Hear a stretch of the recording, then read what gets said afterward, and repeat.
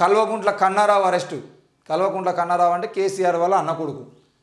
Kalvakuntla Kannarao arrest. Land settlement కేసులో arrest కావడం జరిగింది. 14 రోజుల రిమాండ్ విధించిన నాంపల్లి కోర్టు చెర్లపల్లి జైలుకు తరలింపు. ల్యాండ్ సెటిల్మెంట్ కేసులో మాజీ సీఎం కేసీఆర్ అన్న కొడుకు కల్వకుంట్ల కన్నారావును ఆదిపట్ల పోలీసులు మంగళవారం అరెస్ట్ చేశారు.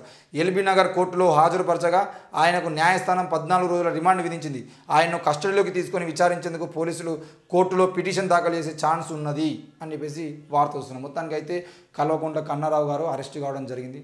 మరి కల్వకుంట్ల కన్నారావు అరెస్టుకు సంబంధించిన విషయంలో ఎందుకు అరెస్ట్ అయినారంటే ఆనాడు కేసీఆర్ ఉన్నాడు కాబట్టి, వాళ్ళ అన్న కొడుకు కాబట్టి ల్యాండ్ సెటిల్మెంట్ చేసుకొని ఆ ల్యాండ్ సెటిల్మెంట్లో భాగంగా ఈయన 14 రోజుల రిమాండ్కి ఈరోజు విధించడం జరిగింది. అంటే కల్వకుంట్ల కుటుంబం మెల్లమెల్లగా కేసీఆర్ను అండగా చూసుకొని ఆఖరికి కేసీఆర్ మనవని వరకు కూడా రాజకీయం చేశారు. అన్న కొడుకులు అన్న బిడ్డలు, తమ్ముని బిడ్డలు, అక్క కొడుకులు, మొత్తం సడ్డకుని కొడుకులు ఎక్కడో ఉన్న సంతోషరావుని తీసుకొచ్చి ఎంపీని చేసుకున్నట్టుగా మొత్తం మూలకు ఉన్నటువంటి కల్వకుంట్ల కుటుంబం మొత్తం బయటకు వచ్చి ఏడ భూమి కనబడతాడా ఎమ్రా అని చెప్పేసి బెదిరించేది అంటే కేసీఆర్ అన్న కొడుకు అట, ఇలా మనం కేసు పెట్టినా కూడా పోదు అని చెప్పేసి రైతులు భయపడి వాళ్ళు భూముల్ని వీళ్ళకి ఇచ్చేటువంటి పరిస్థితి. మొత్తం ఎక్కడ చూసుకున్నా కూడా కేసీఆర్ గారి కుటుంబం అంటే కేవలం కేసీఆర్, కేటీఆర్, కవిత మాత్రమే కాదు. వాళ్ళ కుటుంబం అంటే కల్వకుంట్ల పేరుతో ఉన్నటువంటి రాజకీయం చేసిన వాళ్ళకి అంతా రాజకీయం చేసుకున్నారు. ఎవరో ఎంత వసూలు చేసుకున్నా, ఇక్కడ ఎంత భూములు దండుకున్నా అంత దండుకున్నారు. ఉద్యోగాల్లో సెటిల్ అయ్యారు. ఒక్కొక్కరికి అయితే మన ప్రభుత్వ ఉద్యోగాలు ఇచ్చిన పరిస్థితి కూడా ఉన్నది. డైరెక్ట్ జీతమే వాళ్ళు పని చేసుడు, ఆఫీస్ ఖర్చులు కూడా లేదు. కాంగ్రెస్ పార్టీ అధికారంలోకి వచ్చిన మొదట్లో మనం చూసినాం. వాళ్ళ కుటుంబ సభ్యులకు ఆమెకు మన విద్యుత్ శాఖలో ఉద్యోగం ఇప్పించి ఆమె ఏనాడు ఆఫీస్కి రాకుండా కేవలం ఇంట్లో ఉంటే ఆమెకు జీతం ఇచ్చారు. లక్షల రూపాయలు విలువ చేసే జీతం.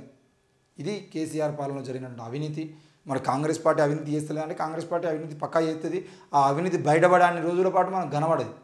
ఈరోజు ఒక్కొక్క ప్రాజెక్టుకి ఎంత చేస్తారు, ఈరోజు ఆర్టీసీలో ఉచిత బస్సు ప్రయాణాన్ని కల్పించి ప్రైవేటు బస్సు ఓనర్లకి ఎంత లాభం చేస్తున్నారని కూడా మనం అర్థం చేసుకోవాలి. ప్రతి ప్రాజెక్టు, ప్రతి పథకం వెనకాల ఎవరికి లాభం చేకూర్చి ఆ లాభాల నుండి వీళ్ళు కమిషన్ తీసుకునే ప్రయత్నం చేస్తూనే ఉన్నారు. మరి ఆర్టీసీలో ప్రైవేట్ బస్సులు మొత్తాన్ని తొలగించి కేవలం ఆర్టీసీ బస్సులని దించి ఆర్టీసీ బస్సులని నడిపించి ఆర్టీసీనే ప్రైవేట్ పరం కాకుండా కాపాడి ప్రభుత్వ పరంగానే ఉంచి మళ్ళీ ఉద్యోగాలు వేసి డ్రైవర్లు, కండక్టర్లను తీసుకొని అందులో మెకానిక్లను తీసుకొని మళ్ళీ ఆర్టీసీ డిపోలు పెంచి అవసరమైతే ఆర్టీసీ డిపోలో ఉద్యోగాలు ఇచ్చి ఆర్టీసీ డిపోలను పెంచి బస్టాండ్లను మంచి చేసి ఆర్టీసీని పునర్వైభవం తీసుకొచ్చి ప్రతి వ్యక్తి ఆర్టీసీ బస్సులను ప్రయాణం చేసే విధంగా చేస్తే ఆ ఆటో డ్రైవర్లకు కూడా ఉపాధి దొరకడము, లేదంటే వాళ్ళకు కూడా ఆ బస్టాండ్లలో క్యాంటీన్లు పెట్టుకోవడం, లేదంటే ఆటో డ్రైవర్లకు అవసరమైతే అందులో గొప్ప డ్రైవర్లు ఉండేదంటే వాళ్ళకు 4 వీలు లేదంటే అవసరమైతే హెవీ వెహికల్ నడిపే వాళ్ళని తీసుకొని డ్రైవింగ్ చేయడము, ఇట్లాంటివి ఏదో చేసి వాళ్ళకు ఉద్యోగాలు కల్పించే పరిస్థితి ఉంటుంది. కానీ ప్రభుత్వం చేయట్లేదు. ఈరోజు ప్రైవేటు బస్సులు నడిపించేటువంటి వ్యక్తులు ఎవరైతే ఉన్నారో వాళ్ళకి లాభాలు చేకూర్చే ప్రయత్నం కూడా చేస్తున్నారు. ప్రైవేటు బస్సులు ఇంకా దింపుతున్నారు. కాబట్టి వీటన్నిటిని మనం రానున్న రోజుల్లో మాట్లాడుకుందాం. తప్పకుండా ఈ ఎలక్షన్లు అయిపోయిన తర్వాత కాంగ్రెస్ పార్టీ చేస్తున్నటువంటి విషయాలు, బీజేపీ చేసినటువంటి విషయాలు అన్నీ కూడా బయటికి వస్తాయి. వాటన్నిటిని మాట్లాడుకుందాం.